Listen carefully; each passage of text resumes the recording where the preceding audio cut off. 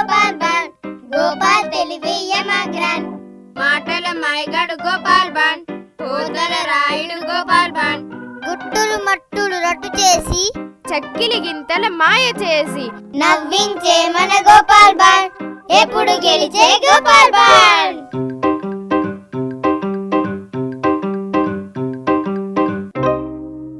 ఓ రోజు గోపాల్ బండ్ రోడ్డుపై మంచి హుషారుగా వెళ్తున్నాడు.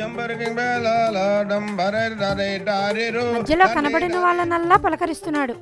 ఈలోగా ఓ వ్యక్తి కనబడి, గోపాల్, నువ్వు తీసుకున్న డబ్బులు వడ్డీతో సహా రెట్టింపు అయ్యింది, ఇచ్చేది ఉందా లేదా అని గదమాయించాడు. ఒక్కరోజు సమయం ఇవ్వు, ఇప్పుడు రాజాస్థానానికి వెళ్తున్నా, వచ్చేటప్పుడు డబ్బులు తీసుకొచ్చి నీకు ఇచ్చేస్తా అంటూ అక్కడి నుంచి కదిలాడు. తీరా రాజాస్థానానికి వెళ్లేసరికి అక్కడ పరిస్థితి వేరుగా ఉంది. రాజాస్థానంలో రాజు దీర్ఘాలోచనలో ఉన్నారు.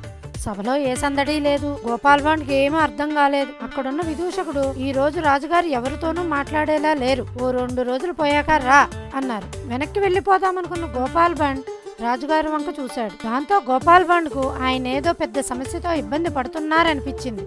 నేరుగా వెళ్లి రాజుగారు ఎదురుగా నిల్చున్నాడు. రాజా, శుభోదయం, నేను గోపాల్ని వచ్చాను అన్నాడు. గోపాల్, విసిగించకు, నేను కొద్దిగా ఆందోళనలో ఉన్నాను, వెళ్ళు అన్నాడు. రాజా, నేను ఉండగా మీరు ఆందోళన పడితే ఎలా? ఏదైనా సమస్య ఉంటే ఈ గోపాల్కి చెప్పండి, మొత్తం సరిచేసేస్తా. సరే అయితే, సమస్య విని పరిష్కరించకపోతే తల తెగుతుంది అన్నాడు రాజు. ఏమిటండి మీరు మాట్లాడేది?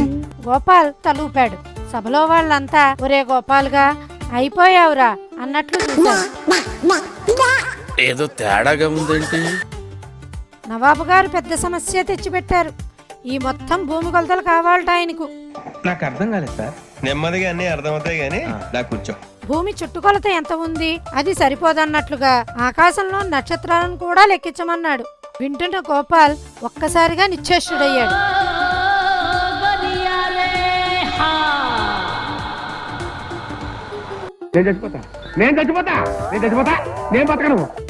వెంటనే తమాయించుకుని, అదెంత పని మహారాజా, చేసేద్దాం అన్నాడు. నేను మరీ అంత ఎదవలా కనపడుతున్నానా? ఓ మాదిరిగా కూడా కనపడలేదా? నేను లెక్కలు పూర్తి చేసిన తర్వాత స్వయంగా నవాబు దగ్గరికి వెళ్ళి ఆ లెక్కలన్నీ అప్పచెప్పి వస్తాను. అయితే ఓ చిన్న వినతి, ఈ పని పూర్తి చేయటానికి 10,000 వరహాలు, 1 సంవత్సరం గడువు కావాలి. సరే అయితే, నువ్వు చెప్పినవన్నీ ఏర్పాటు చేస్తున్నా అని వరహాల మూట చేతికిచ్చాడు.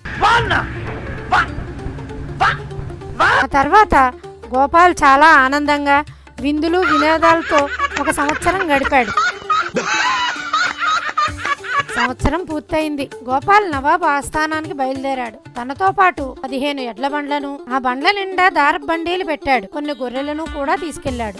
గోపాల్ వెళ్లి నవాబు ఆస్థానం ముందు నిలబడి, నవాబు గారు, మీరు కోరుకున్నట్లుగానే భూమిని మొత్తం కొలిచాను, అలాగే ఆకాశంలో నక్షత్రాలను లెక్కించాను. నవాబ్జీ, నాతో పాటు వచ్చిన మొదటి 7 బండ్లలోని దారం ఎంత ఉందో అది భూమి పొడవు, అలాగే మిగతా 8 బండ్లలోని దారం భూమి వెడల్పు. ఇక నక్షత్రాల లెక్కకు వస్తే ఈ గొర్రెలపై ఎన్ని వెంట్రుకలు ఉన్నాయో ఆకాశంలో అన్ని నక్షత్రాలు ఉన్నాయి. నవాబు కొద్ది క్షణాలు ఆలోచించి, నువ్వు చెప్పింది ఎలా నమ్మాలి అన్నాడు. దానికి గోపాల్, అయ్యా, మీరు ఆ దారాన్ని మీరే కొలవండి, అలాగే గొర్రె వెంట్రుకలను లెక్క పెట్టండి, ఏమన్నా తేడా వస్తే నా తల తీయించేయండి అన్నాడు. నవాబుకు విషయం అర్థమైంది. సరే, మీరు వెళ్ళండి అన్నాడు. అప్పుడు గోపాల్, నవాబ్జీ, మీరు నాకు బహుమతి ఇవ్వడం మర్చిపోయారు, ఎంతో కష్టపడి చేసిన లెక్కలవి అన్నాడు. నవాబ్ మనసులో, ఎవరురా నువ్వు, ఇంత టాలెంటెడ్ ఉన్నావు, you are really a god gifted child. వీడు మామూలోడు కాదు అనుకుని బహుమతిని ఇచ్చి పంపించాడు. అలా గోపాల్ బండ్ నవాబును బోల్తా కొట్టించి తన రాజుగారి దగ్గరకు వచ్చాడు. ఆయన విషయం అంతా విని గోపాల్ని మెచ్చుకుని, ఈ మాత్రం దానికి ఇంత షాక్ అవుతాడేంట్రా? ఇలాంటివి మా దగ్గర చాలా ఉన్నాయి. తనను పెద్ద సమస్య నుంచి బయట పడేసినందుకు మెచ్చుకుని మరో పెద్ద బహుమతి ఇచ్చి సన్మానించాడు. ఇలాంటి ఎన్నో అరుదైన అద్భుతమైన కథల కోసం please like, share and subscribe అరుదైన కథలు ఛానల్. అలాగే మా వీడియోని మీ ఫ్రెండ్స్కి షేర్ చేయడం మర్చిపోవద్దు.